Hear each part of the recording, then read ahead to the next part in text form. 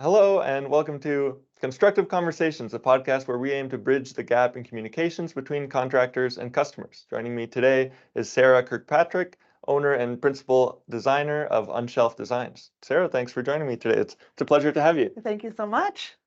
I'm excited that there's a podcast about the construction industry, an honest one in Calgary. Yeah, absolutely. Yeah, I hope lots of people are. Yes. So thanks for coming. And can you start off, tell us about your company, how it started and how you got into the industry? Yeah, so my company is 4 years old currently. I actually owned a marketing company for 9 years before I jumped into interior design. I actually just started it because, well, a short, sad story. I lost my mom about 7 years ago, and I was having a hard time finding joy and pulling myself back up. I got really into work and working on the marketing company.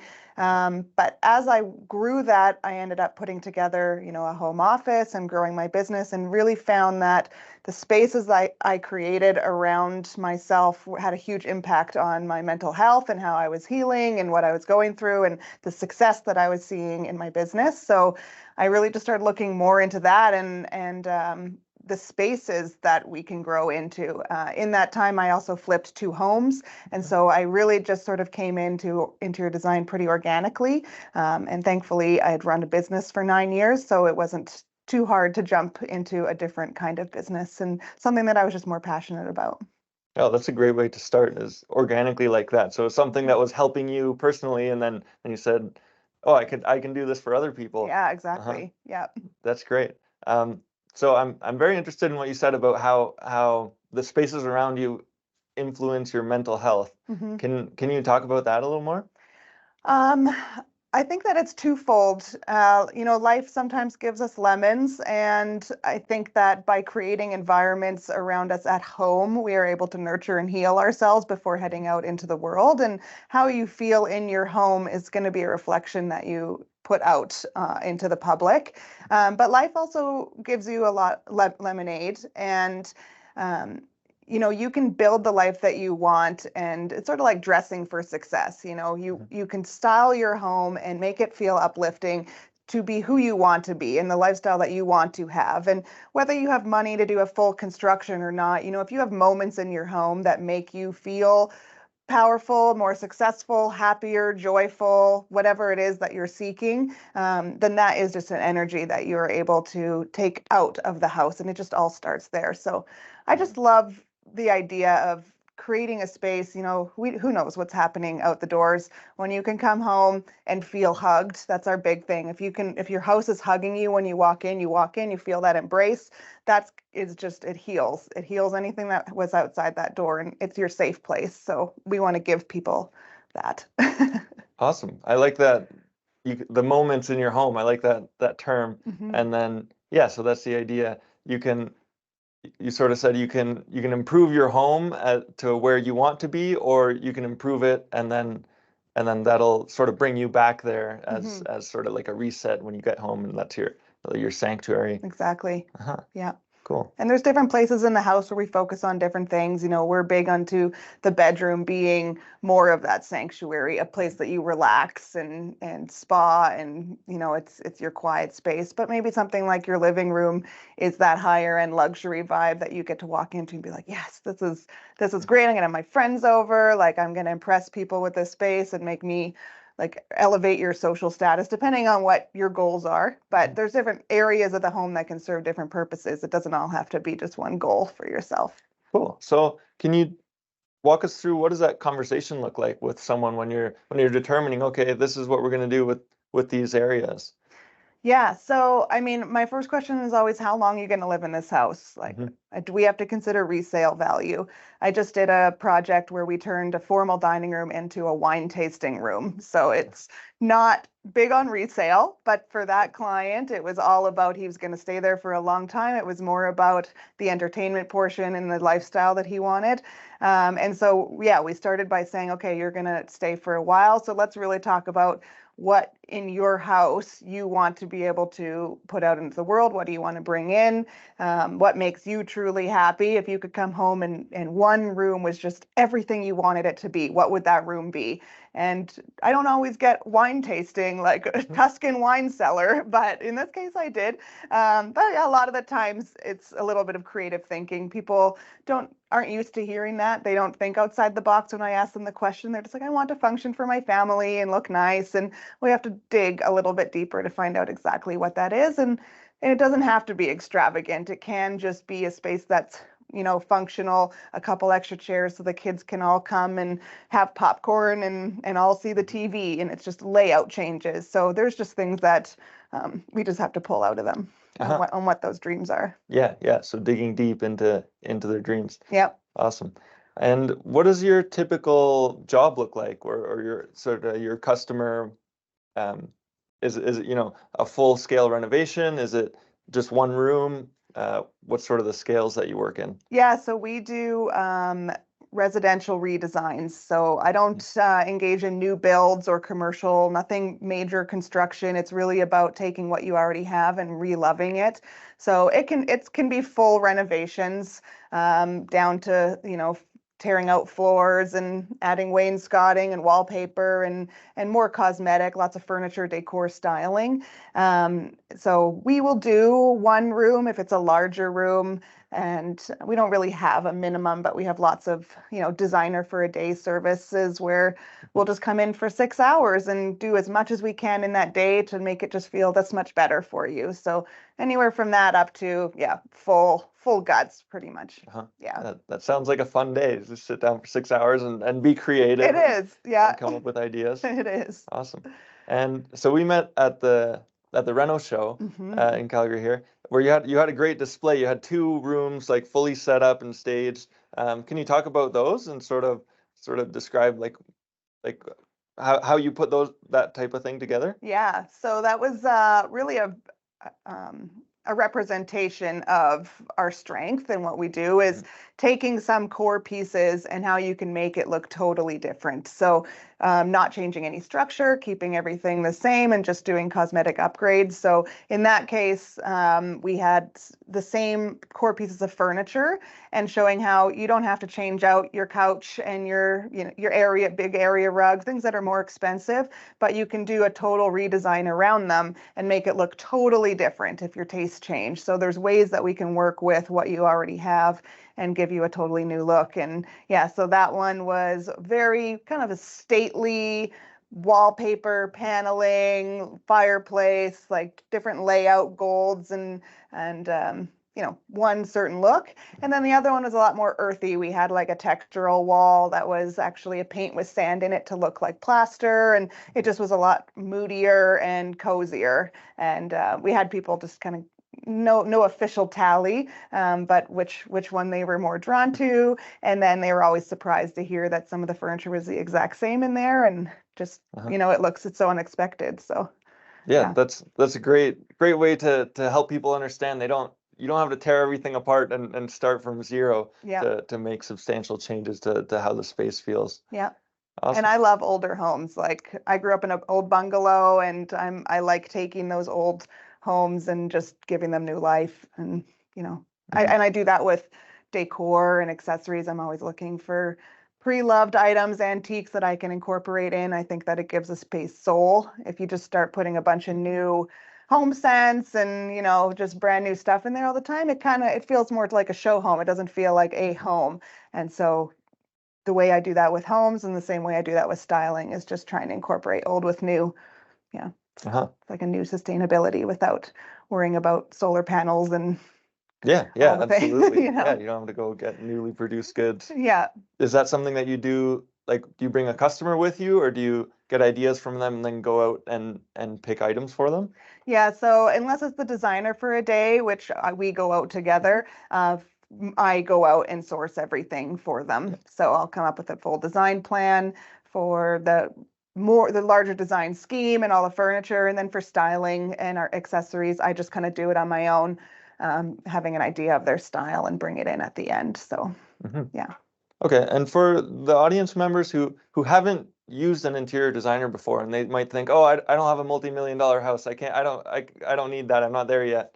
Can you talk about sort of like when it makes sense to call an interior designer and to have them be a part of the project or part of the work that the changes that they're trying to make? I mean, the day to call an interior designer is the day that you walk into your house and you don't smile. You walk in and you just don't get that, I love it here. And that doesn't mean that you can immediately go and do a full reno, like you said. It might just be bring someone in for a consultation to give you some ideas on how to improve it so that you love it a little bit more. Maybe it's just putting up a beautiful wallpaper in your entryway and a really nice rug and things that you can do on your own. But just having that outside perspective for a design eye so that when you walk in, you kind of feel that hug, that smile. But definitely if you are considering a renovation of any sort, I know a lot of people call the renovation company first. We always say call the designer first because we work with the renovation companies. We have to come up with the plan before they can quote anyway. And we can get to know sort of those more detailed whys on your space before you just start slapping things on walls and tearing the floor out. So always start with a designer if you're planning a bigger renovation. That's great advice. So call a designer as soon as your house doesn't feel like a big hug when you walk in. Yeah. I did a consult yesterday and we were walking around the house and the lady was like, oh, this room is kind of just my junk room. Ignore that. And I was like, whoa. So this is where we need to start because this is an entire room that you have now just written off in your house. So how can we make this room not just a junk room that you close the door and forget? Because when you walk past a room like that, and it happens all the time in consults, they're like, oh, I just get so much anxiety in that room. Let's ignore it. Let's not ignore it. Let's start there because that could be the best room in your house. And I don't ever want someone to be in their room or into their house and have anxiety about a space. Like, let's make those spaces better. And in small condos, of course, you're going to have places where you store things, but there's better ways to store them, privacy screens or just organization that you can still have a really nice office or something around it. So yeah, that's usually when I stop people. It's like they don't want to stop there, but that's where I'm going to make them stop. That's great. You point them towards their pain point. Yep. And I'm sure they appreciate that once that area gets turned around. Yeah. Like, oh wow, it stops occupying that mental space. Exactly. Like, oh, I have to consciously ignore this all the time. Yeah. And that's like every woman listening to this podcast is going to understand what mental load is. And having an entire room dedicated to mental load is a barrier. So we definitely want that to clear out. And then, so you mentioned talking to a designer before you call the contractor. The question is, like, sort of, what happens if people don't do that? What sort of outcomes are they going to get if they just start tearing out the walls? Have you seen sort of what goes on there? Yeah, I mean, thankfully there's enough GCs and renovators who will bring in a designer. But just know that you can't not work with a renovator directly, but usually the design lands on you. GCs are not designers. They're going to say, here's a couple tile options, and they're usually white subway tiles or whatever was like on the sale rack or front and center, but it's not going to be really cohesive. Or they'll say, tell me what flooring you want, what tile you want, what countertop, like you give me all it and we'll put it together. But that just leaves it all on you. And it's not even that everyone can't do design. Design is such a personal thing. You can certainly walk into a tile store and be able to pick the one that you like. It's just that it's a cohesion thing. If you start going into stores and picking, I like this tile and I like this floor and that's a cool paint, you could end up with what looks like a garage sale in your house.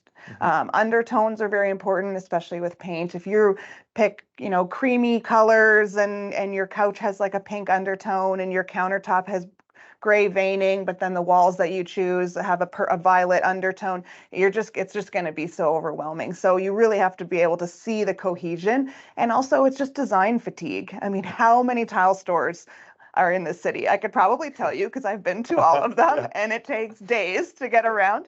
But it's really just it's just too much time, and all of the little things you have to think about. It's not just the tile, it's the pattern on the tile, it's the layout of the tile. What grout are you going to use on the tile? Do you want it to be contrasting? Do you want it not contrasting? That's just your backsplash. Let's move to the next thing. And so we really help, the designer helps kind of take all of those tiny ideas off. It's not that you're not part of the design and you're not going to be able to pick your favorite tile, but you don't have to think about the 1,000 other things that come from that. So Yeah, so you're really taking a zoomed out perspective where you say it's not just about making one decision point, it's how does that affect everything else that you're choosing. Yeah. Well, and even with what you do, I mean, having like a wainscoting, what do you want the trim to be? What's the baseboard going to look like? Do you want it to be on an MDF board? Is this going to be decorative in here, or do you want it to be boxy? Like when someone says, I want paneling, there's a million little details that we have to pick. So,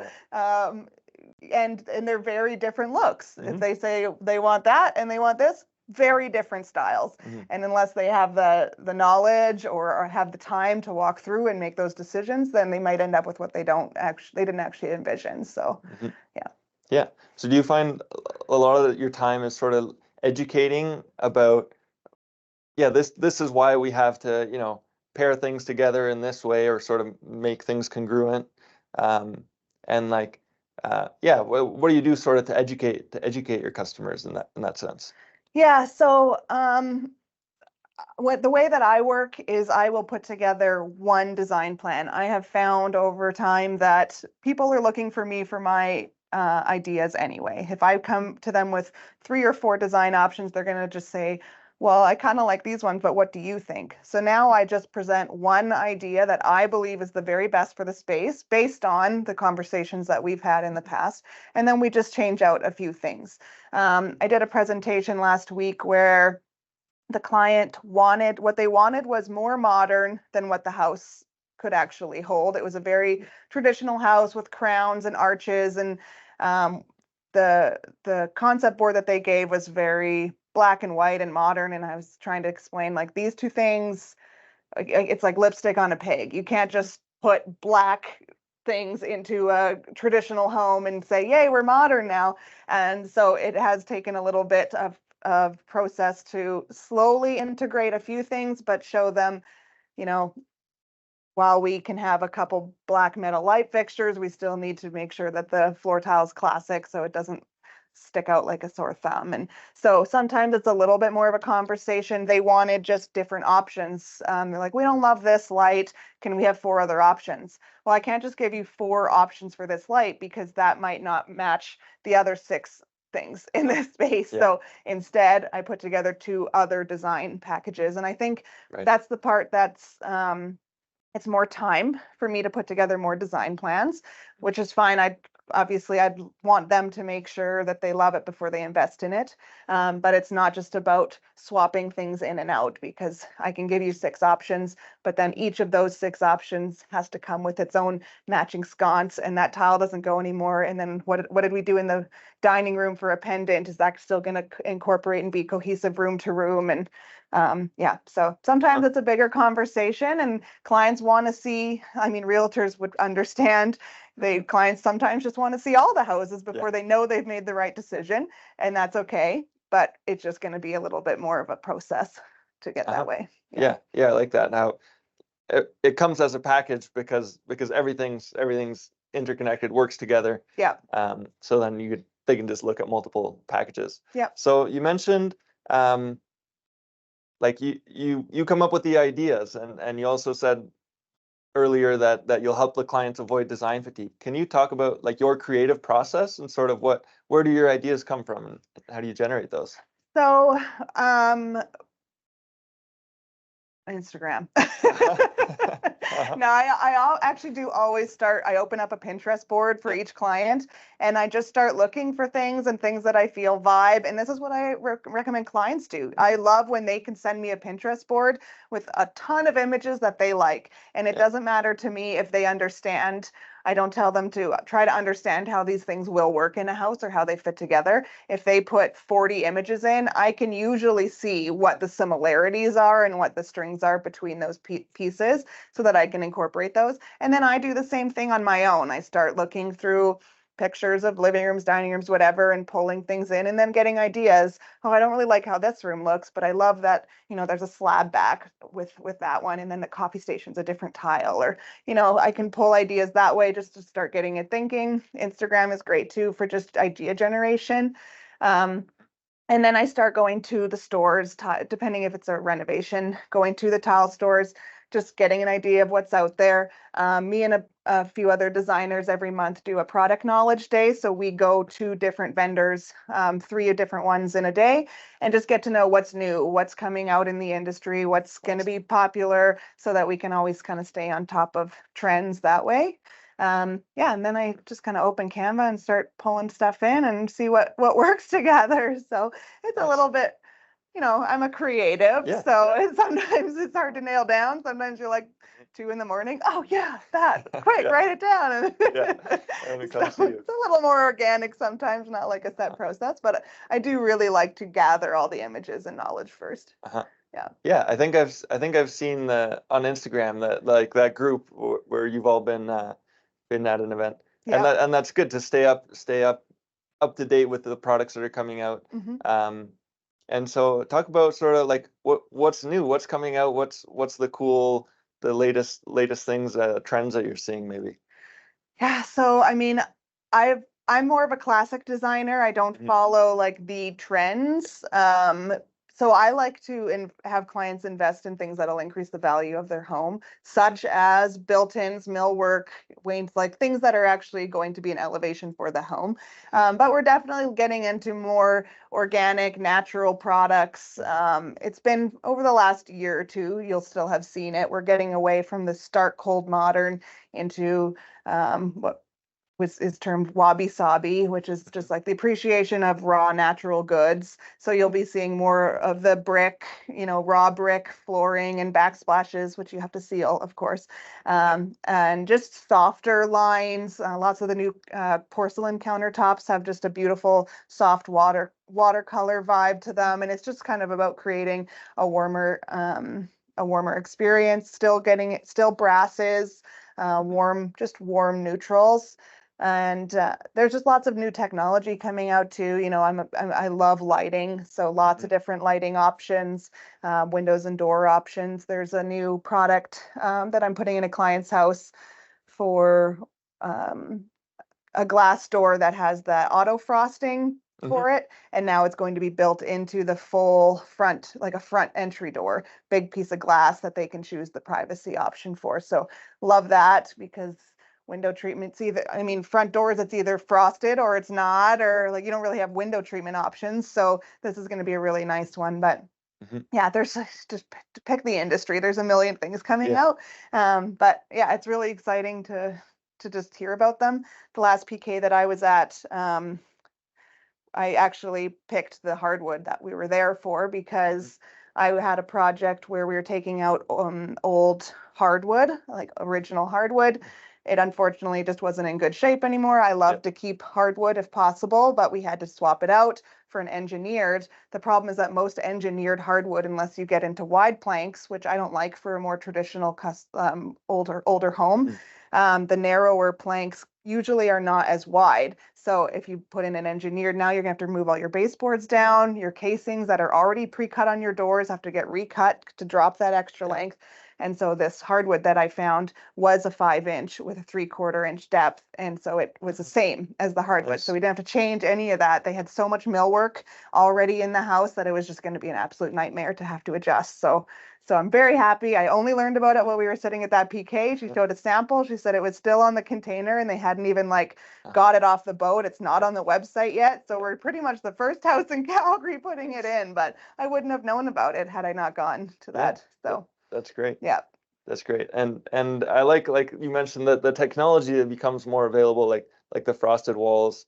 And I remember seeing a video about Bill Gates' house 10 years ago. Wow, he's got automatic lights, and you can tell the lights to turn on and off.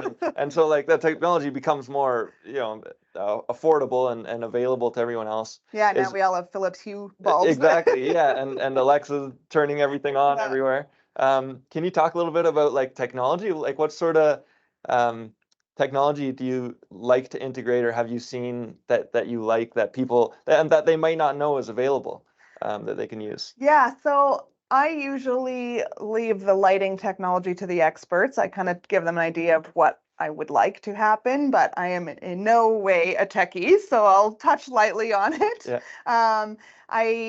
I love the idea of different layers of lighting and the option for your mood, again, how you feel in that space. So we just finished a walk-in kitchen, like a walk-in pantry that was a secondary kitchen, and just having under cabinet lighting that, depending on the time of day, would turn on at different colors when you walk Nice. in, so that when you walked in bright and early in the morning to get your coffee, it's not super bright and horrible. Like, it was just this beautiful warm glow under the cabinets. But if you're walking in around dinner time or on a weekend, and it's the big overhead lights because you're probably getting kids snacks and things ready to go. So I think it's a lot about just those really simple automations. It doesn't have to be crazy. And I do have another client who was way more techie than I was, so I was just trying to keep up. But he was full into all the automations, like 50 different times a day had its own thing. Like, these lights would come on, and then the microwave would go. Like, it was crazy how he had this smart home set up. But it really was like, if he leaves his bedroom to the moment he walks out the door, his whole day is automated. And it's kind of crazy, but when you actually start letting go of that stuff and it just allow your home to support your day, that's just one less burden for you. Even me, like, as super basic as it is, I have my bedside lamps dim at 11 o'clock, telling me that it's about time to start getting ready, and at 11:30 they go out, and so I'm in darkness if I'm not in bed. But I just kind of, instead of having to check, I'm watching TV too late, little things like that, just simple Philips Hue automations, they can really enhance your life. And it can be anywhere from like that, just a basic light dimming, to your whole day is planned out in automation. So yeah, and lighting is usually a lot to do with it. So yeah, no, that's great. I'm sure that's helpful to people who haven't thought of that. My lights turn off in the morning when I have to come to work. So, yeah, that's good. I stop reading whatever I'm looking at. Yeah, no, that's great. Um, Yeah, what are you looking forward to this year? Like, do you have projects on the books? What is this 2024 looking like for you? And we're recording on February 21st. Yeah, so we are finishing up a few furniture projects. This year, my goal, we were saying earlier, is I want to build a library. So if anyone has a library that they would like built out, I want to do that with a sliding ladder and just a full, beautiful built-in. But I'm really excited to I really found my niche in doing the cosmetic redesigns and furnishings. And so I'm doing redoing a website. When you start a business, you're kind of like, well, I'll do design and, all of the things. And then you sort of realize, well, first of all, with my marketing background, even though I knew that niching is better, it's scary sometimes. But that's really what I'm good at. That's really what I love to do. And so I'm excited to just start focusing more on that, reloving older homes, furnishing for people that have moved in, not worrying about, if someone calls for a new build, sorry, I have someone else for you, or you have a commercial design project, I have someone else for you. Like, I'm really focusing now on what I love and what I'm good at. So I'm excited for that, and just creating really unique spaces for that, for, like, as we were saying, creating spaces that hug that person, totally different from what they thought that they could do in their house. So I do occupied home staging, which is it's less of my business than design, but it helps me understand and helps me explain to clients what is going to be good for resale and what's not. So kind of balancing that a little bit, but yeah, definitely need to get a library in. But okay, yeah, I'll keep an eye out. I'll keep mentioning that to customers. But no, that's great. That sounds like an exciting year, and I can appreciate the focus at what you like to do and what you're good at. That's what we do with trim. We say we're only doing trim. We're not a general contractor. Yeah, exactly. Just finish carpentry. Yeah. Yeah, we actually just did last year a house in Cochrane.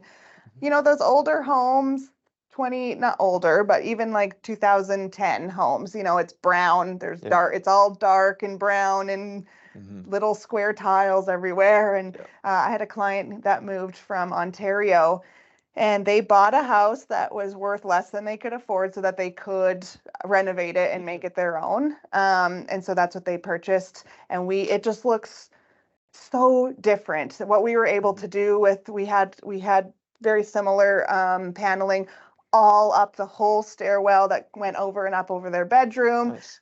We retiled their whole fireplace, backsplashes, the kitchen we just painted and added a new countertop so we didn't tear it out and gut it.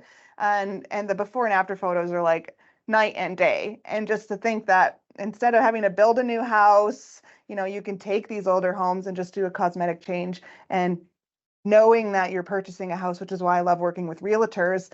And I really want to start working more with realtors, actually, is a thought I only had a couple days ago. So new thought for your podcast, but really focusing more on and working with them with people that want to buy something for less and renovate it to what they want. And especially with this market, I mean, it's hard to get the house that you want for what you want to spend. So that's really what I love to see, those transformations, and just helping people be able to insert their own personality in what works for them rather than just trying to paint the walls and make it work for now. So that's a great idea. And then that's good to talk to realtors so they can be proactive and suggest that to the client. Say, hey, instead of trying to find, that needle in a haystack, just you can make it. You can make it happen. Exactly. And the difference in cost pays for your renovation. So, and it's exactly what you want. Yeah, that's great. That's a really good idea. And anything else you want to cover? No, I think I know a lot of people ask, like back to the resale, how do I update my home for resale versus what's going to make me happy? And I think it's sort of a 5-year seems to be the happy timeline. If it's going to be within 5 years that you, like when your mortgage is going to renew, that you may be leaving the house, we don't want to do anything that's going to be too particular, like a wine tasting room instead of a dining room. But there are still ways to increase the home that you feel better in that will also have great resale, such as, changing out laminate countertops to granite, or not granite, to quartz, or changing out old granite to newer quartz or porcelain, and things that are going to lighten and modernize and freshen your house while you live there. Those are good investments to make in the house so that when you sell it in 5 years, you've actually increased the value. And there's not only just physical value, but perceived value. So even though you may not be able to raise the house price this exact same amount, the people that come into the home are going to fall in love with it more. The perceived value of the home will be higher, and they are more likely to place a higher bid or to go one step farther in a bidding war, or just put an offer in general because they have that emotional connection. So that's where we have to take budget, and I work with realtors a lot. Like what can we put into this house that we are going to get back? What are the comp support in this area?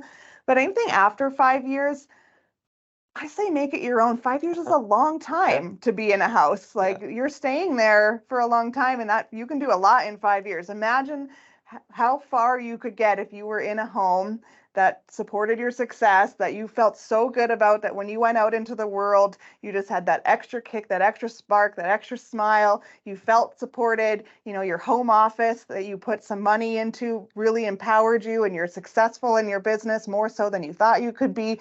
That's 5 years that you could do that in. And that maybe would make up for all of the money that you could potentially lose selling the house.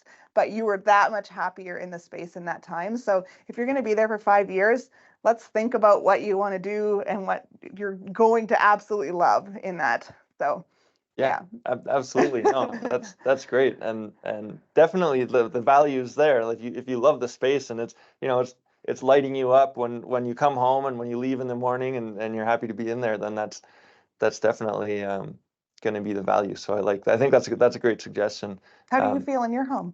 Yeah, I was gonna say we can do a live demo here. So we're gonna be there 5 years. We just moved in December. Oh, awesome. So we're planning out. We have I think 16-foot ceilings in the living room and there's a fireplace and it's got nothing. So I want it all rift white oak shelving and maybe the sliding ladder if we can get it in there. Come on. Yeah.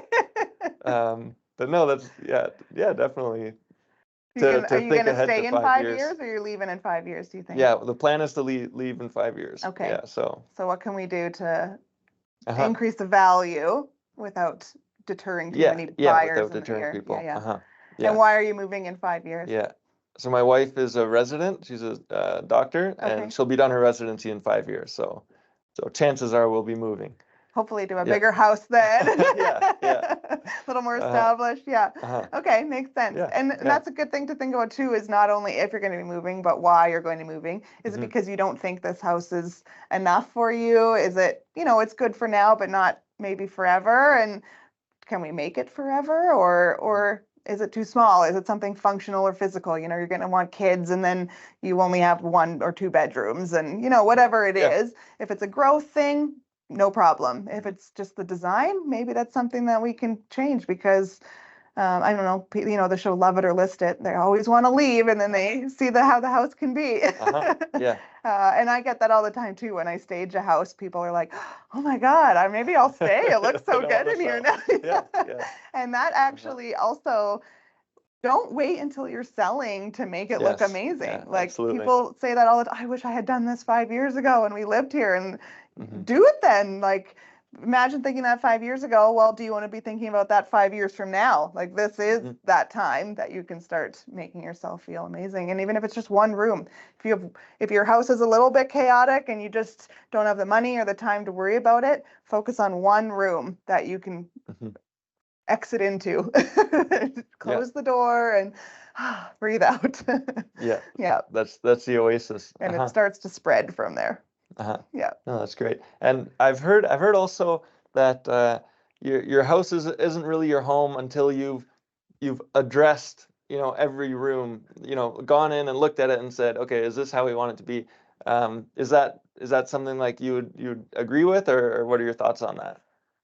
Like that you have to touch everything, right? And to make it yours. I would say that is accurate, but I don't think it has to be in a big way. I think that even something like decor, artwork, or even just paint in a room can make it your own. I think the only thing is, when you go into a new house, does it feel like you're moving into someone else's house that was there? Oh, that was here when we got here. Do you like it? No, then change it. But if it's something that you already like when you move in, and maybe it was one of the reasons, then that already is a reflection of you. So it doesn't matter that you didn't change anything. I think it's less if you touch something and more if there's something lingering from the past that still isn't your style. And paint is, we call it gold in a can. Like, it just changes the space so much. It's super inexpensive. You can do it yourself, and it can make a space feel totally different. And you don't have to be afraid of color. My bedroom is navy blue walls, all 4 walls. It's super dark. It's super cozy.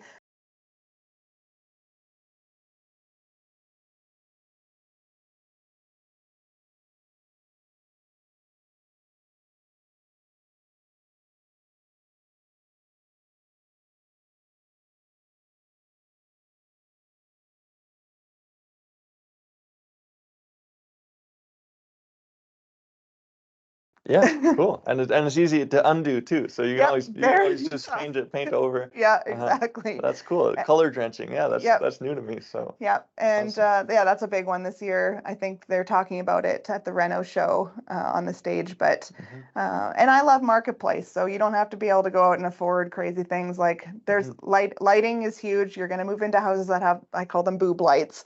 Those really horrible builder basic lights. And Signature Lighting has a clearance section, and Marketplace, there's people selling light fixtures all the time. I mean, all of the houses that we put lights into, my clients are selling their lights on Marketplace, and some of them are beautiful light fixtures that just weren't their style when they moved in. So you can get really affordable lighting as well and make a huge difference in your space. So yeah, I love I'm always on Marketplace. Like, do I need this hutch? No, I don't have a garage.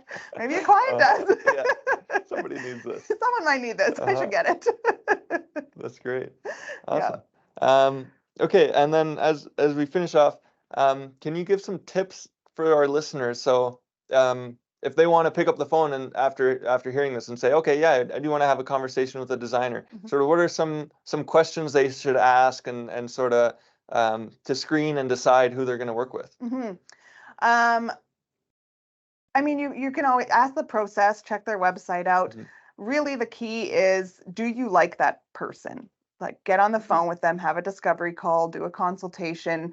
Most designers have a free discovery call, and the consultation is paid, but affordable before you dive fully in. We're going to be in your house. We're going to be in your bathroom, in your bedroom when the bed's not made, and hanging out in the living room with your kids. Like, we're going to be in your space. So you have to like us and we have to like you. So it's a lot of conversation. There's lots of different processes. Design is not a very standardized industry. So how people charge and how people work in the process of things is very different. So see if you're comfortable with that. But a lot of it, in the end, check out their aesthetic, see if you like the vibe, their personality, and I think that means a lot more than what you're going to pay for it. There's obviously a big difference between huge design firms and sort of your independent designers for budget, but I think a lot of it, once you find your category, it's really a personal thing, and I think people are too focused on price or what they see on a portfolio, because I can tell you that my personal design style, I don't have a client that wants that style, so it's not even on my website. My clients' projects are on my website, and they're all very, very different. We're going to go from Tuscan wine room to like country cottage to like colorful farmhouse, so just talk to them about their flexibility and ask them, personal, not super personal questions, but about them and their who they are. And yeah, I get a lot of feedback about our process. We do a 15-step design process so that every step is very thought out. So how I like to work is that the function of my business, we have an operational excellence core value. It's very streamlined, but me as a person, pretty hopefully friendly, I'm not like a really staunch, like go by the book kind of hard ass kind of person. As long as I have my processes that are the foundation for a successful project, then I can be more friendly. I can be more, personal. On our about page, it's like Sarah as the designer and Sarah as the human being. So, and that might not be for everyone. There's so many. I have friends in the city, lots of different designers, very different styles. Some are extremely sophisticated and like I can't even stand as straight as those girls. Like they got their shit together, and I'm just not going to be that person. I'm kind of a little bit more free spirited and giggly and bubbly, and that might not be what someone's looking for in their space. So kind of decide what vibe you want to be and to have around you. Yeah, no, that's great. So then the people can go and find the personality that fits with them. So you fit a certain niche of people, and the other ones will fit well with others. And that's why customers. So that's all great. The other designers, like we get together. There's no competition. We're all very different. We all have very different styles. I mean, that's kind of the scary part of design. You know that if someone hired another designer, that room would have looked totally different. Oh, yeah. So you're like, well, this is the room that I'm giving you. So it's a lot less like my marketing where it was like, oh, you'll kind of get the same look in social media posts, but in this case, very different. So we are very collaborative. The designers, if I have a phone call and they're like, we have 2 other calls this week, I'll message like, who's talking to these people? And we're like, good luck. Hopefully it's one of us. Like, yay. And that's fine. I'm happy to lose business to any of those designers. So we're all really great people. That's great. I think that's a good way to vet who you're going to work with. And we apply those same rules to our trade vendors. I literally, it's fresh in my mind because I just updated our website yesterday, but the term core values is just such like a yucky business jargon, like, oh, my core values, let's put them on the wall, whatever. Corporate. Yeah, very exactly. But when you actually think about it, like ours are gratitude and joy, operational excellence, communication, collaboration, kind of generic words. But when you actually think about how you apply those to who I'm hiring, who my tradespeople are going to be, do they have gratitude for work? Do they have good communication? Are they willing to collaborate, or do they try to hoard everything for themselves? And same with clients. I want clients that are happy and bubbly and grateful for beautiful design and the opportunity to work with us, and open to communication, and they're not like holding things back, wondering if we'll miss it or find out, open. That those values are really how we make sure that we're a fit and they're a fit for us as well. So I think it's important to understand, not necessarily ask, so what are your core values, but get a feel for what they could be and see if you're in line with them. Yeah, absolutely. Yeah. So you're saying for you that like that's the core values are a core driver of how you actually operate, and then that influences like the employees and you and how you work and the type of customer. So it's really sort of defines the sphere that you work inside of. Yeah. No, so that's definitely important. And it's scary sometimes to be like, well, I have to turn this client down because I don't think they are in line with us. Yeah. But and it feels bad sometimes, so I don't think we're a fit. But it would be selfish. It would be both, two things. It would be selfish of me to take the client, because if I'm not the perfect fit for them, I'm actually stripping them of the opportunity to work with someone who is the perfect fit. And also, I am now filling that space with someone who maybe could have been a perfect fit, and now someone who may have been able to work with me who would have really benefited from having our services. So I do really try, even though it's like sometimes really hard to be like, that would have been a great project, but I really try to just be honest and say, you know what, I think there's someone better for both of us that could fill this space. We're both going to be happier working with someone else, and I'll give recommendations if I think that client would be good to work with. If maybe it would be a nightmare, I might just say good luck to you and tell everyone like, careful. But yeah, so I think it is important that it's a fit both ways. Yeah, absolutely. Yeah, no. So that's selfless of you to say, yeah, no, we're not going to do this just to create work. We'll find a better fit so that you can work with someone who's a better fit to work with you, and they can find someone that's a better fit for them. So and it's also selfish because I don't want the problems that are going to come from saying yes to a client I shouldn't have. Yeah, exactly. When they're like pissed 4 months down the road, and I'm like, sorry, I never was like, I never claimed to be that person. So yeah, no, that's great. So where can listeners find you? What's a good way to reach you, contact? Yeah, so our website is www.unshelfdesign.com. We are on Instagram mostly. I'm on stories a lot, and I do have YouTube as well. So I do a lot of public speaking, and so you can see me speak about this type of thing, loving your home, and that's all on our YouTube channel. But pretty much if you want to see me, it's on Instagram. But if you want to work with us, we do have that discovery call booking link and the consultation right on the website. So we're very big, like I said, on automations and process. So it's very streamlined to be able to book a discovery call or consult right through the site into my calendar. Awesome. Yeah. That's great. Yeah. Well, thanks for coming on the show. Yeah. It was a pleasure speaking with you. Thank you for having me. Yeah. Thank you.